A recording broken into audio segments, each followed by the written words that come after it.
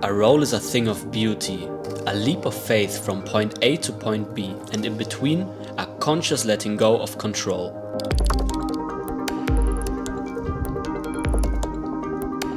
As Tom Wexler beautifully said, rolling is the bread and butter of every human who wishes to break out of the formal movement patterns of society and the limitations of the linear world. So let's together dive into what I call the art of rolling. Let's together unravel the secrets of defying gravity and jumping into the unknown. Water can flow or it can crash. Be water, my friend. Some objects can roll, like this cylindrical stuff right here, forwards and backwards, but some limitations, so meet the master of rolling. A ball. Like any other spherical object, this ball can roll in any and all directions. So what do we have in common with a ball, you might ask? Well, just like a ball, also we can deform our body and create surface areas that are great for rolling. In fact, when taking a closer look, we can find all sorts of body parts that are great to roll over. Arms, feet, and of course, our torso. Already as babies, we use rolling as a way to explore the world. But only through technique we can transform this basal skill into an art form.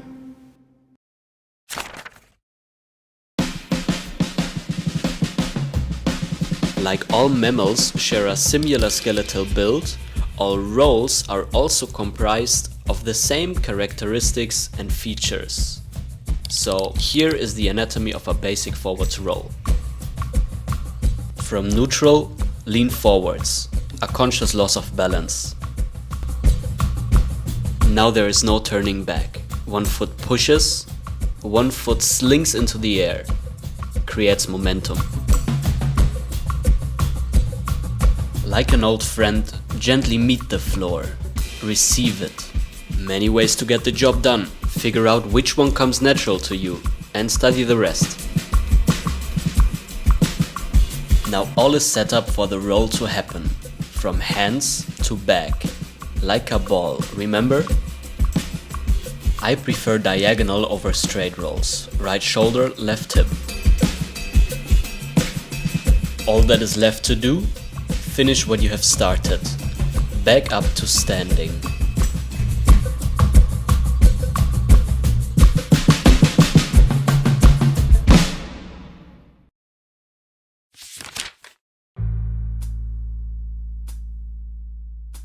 Because there are endless rolling variations, knowing about these categories could help in understanding at least some of them.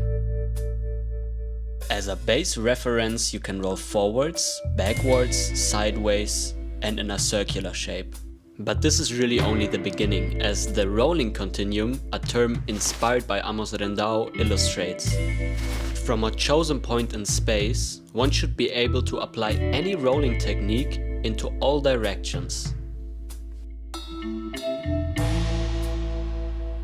Various rolling techniques require various entry mechanisms, from both arms, one arm, no arms, straight arms, legs, and sliding versions.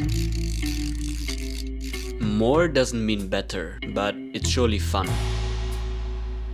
Rolls come in various forms of complexity, from simpler, more linear rolls to more compound, integrated complex rolls. When riding the waves of momentum, rolls can act to slow one down after a moment of high velocity, or on the other side, can help to fire up, to generate momentum. Now, after having learned about the anatomy of a roll and some key characteristics, let's take a close-up view at what happens when we apply them.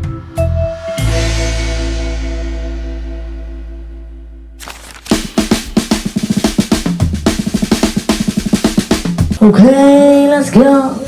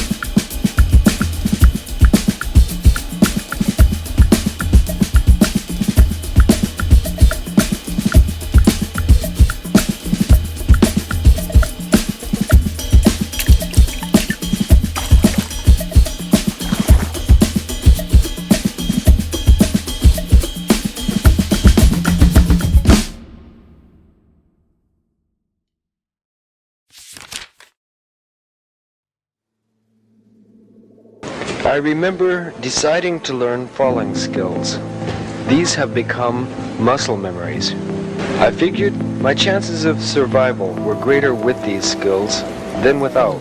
Efficient falls tend to turn into slides or rolls, transforming vertical momentum into horizontal travel.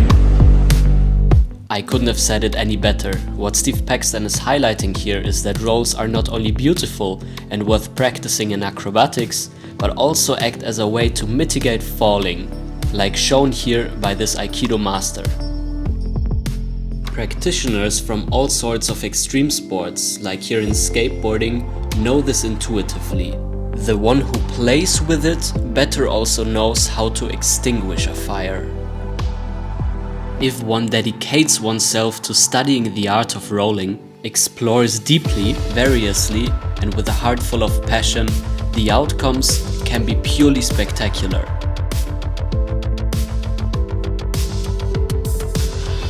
My wish for you after having watched this video would be that even just the tiniest spark of curiosity for this art of defying gravity will smolder on inside of you and eventually ignite a fire that will carry you through the unknown.